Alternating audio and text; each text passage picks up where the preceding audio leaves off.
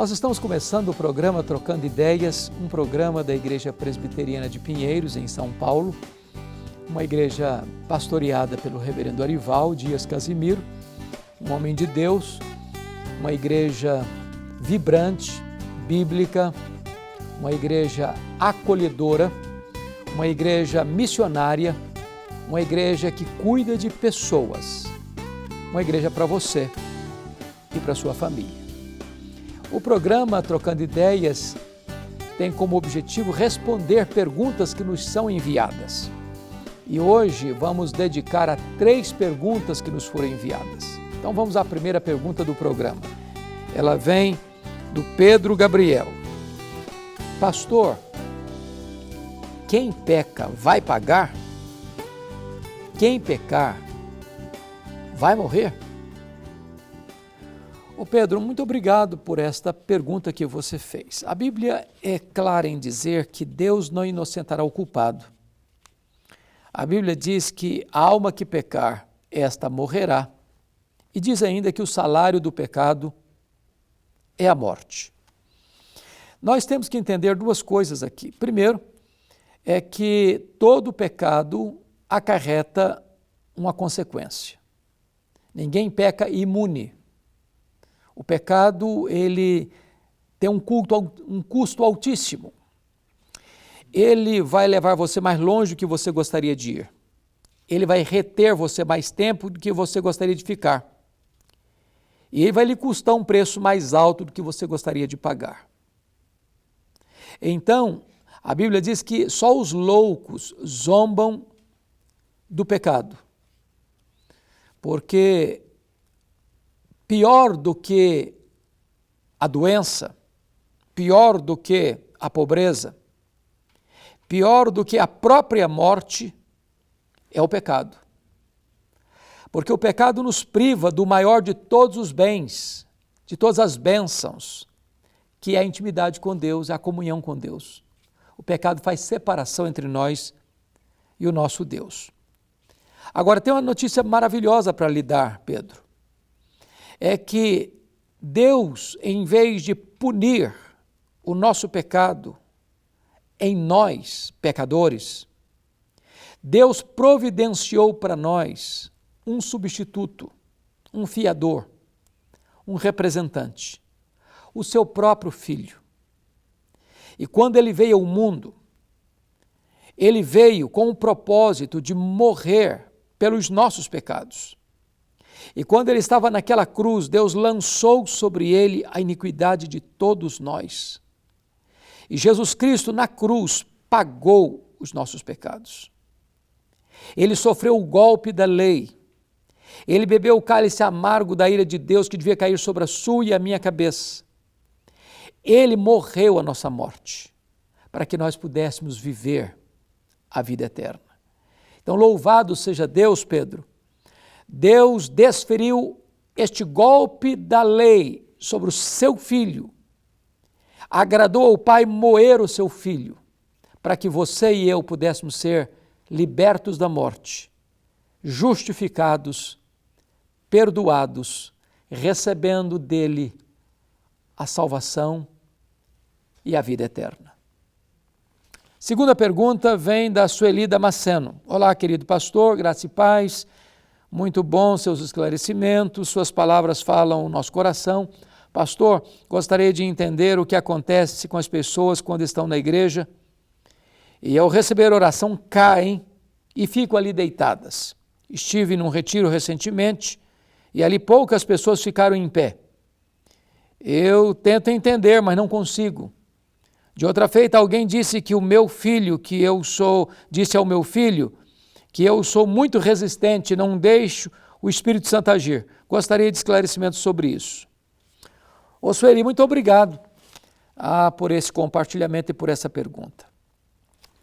Em alguns redutos evangélicos, e talvez essa prática começou lá na igreja do aeroporto em Toronto, e eu já estive lá nessa igreja para verificar em loco esta prática, essa problemática, e constatei a mesma coisa.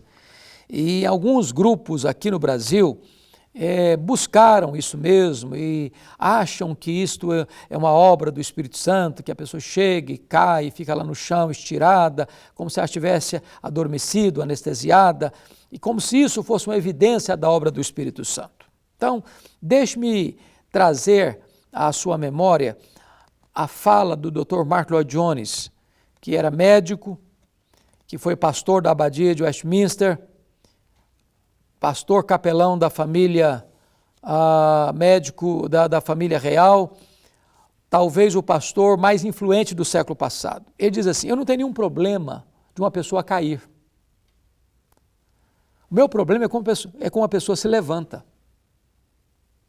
Se uma pessoa cair e ela levantou uma outra pessoa transformada, quebrantada, e a vida dela mudou-se radicalmente a partir dali, obra da carne não produz isso, histeria não produz isso. Então eu preciso atribuir isso à obra do Espírito Santo. Mas se uma pessoa cai e fica lá deitada, estirada, e ao levantar, ela continua a mesma vida, isso é histeria, isso é obra da carne, isso não passa de teatro espiritual. Isso não tem nada a ver com a obra do Espírito Santo de Deus. O Espírito Santo de Deus não tira a nossa racionalidade. Ao contrário, é claro que quando as pessoas têm um encontro poderoso com o Deus vivo, nesse impacto as pessoas experimentam algo realmente profundamente chocante, abalador na sua vida, como aconteceu com o profeta Isaías. Ai de mim, estou perdido, porque os meus olhos viram o Senhor dos Exércitos. Foi o que aconteceu com João na ilha de Patmos, quando tem uma visão do Cristo glorificado, caiu como morto aos seus pés. Porém, esse tipo de prática, como uma pessoa me disse, e aí, como é que foi? Quando perguntou para ela, quando ela levantou, foi legal, gostei. Bom, isso aí não tem nada a ver com a obra do Espírito Santo. Então, não nos iludamos. O Espírito Santo, quando age na nossa vida, ele nos transforma à imagem e à semelhança do Senhor Jesus Cristo, à imagem do Rei da Glória. Ele está nos transformando e não nos dando esse tipo de experiências místicas que não tem nada a ver com a transformação do caráter, com a mudança da conduta, com ser uma pessoa mais parecida com o Senhor Jesus Cristo. Muito bem, vamos à última pergunta no nosso programa, ela vem da Maria Isabel. Pastor, sobre a morte, a pessoa fica em sono profundo até a ressurreição? Maria Isabel, muito obrigado também por essa importante pergunta. A Bíblia fala que quando um crente morre, ele dorme no Senhor. E Paulo usa muito essa expressão, aliás, 3 vezes de forma distinta, lá em 1 Coríntios capítulo 15, os que dormiram no Senhor. A pergunta é, o que dorme? É o corpo ou é a alma? Quando um crente morre, quando a Bíblia fala em dormir, o que é que a Bíblia está querendo dizer com isso? Vamos pegar primeiro a figura de linguagem, esta metáfora. Quando você fala em dormir, primeiro você fala que a pessoa está descansando, está renovando as suas forças. Segundo, quando você diz que alguém está dormindo, pressupõe que esta pessoa vai acordar. Porque se ela não acordar, ela não estava dormindo. Logo, quando fala que aquele que morre está dormindo, está querendo dizer que a morte, ela não tem a última palavra e a morte não é o ponto final da vida. A morte já foi vencida e ela é temporária. Agora, quem dorme não é a alma, mas sim o corpo. Quando um crente morre, diz Hebreus, que seu espírito é aperfeiçoado para entrar na glória. Diz 2 Coríntios 5,8, que morrer é deixar o corpo e habitar com o Senhor. Filipenses 1,23 diz que morrer é partir para estar com Cristo, o que é incomparavelmente melhor. Apocalipse 14,13 diz que bem-aventurados são aqueles que morrem, desde agora morrem no Senhor, para que descansem das suas fadigas e as suas obras os acompanham.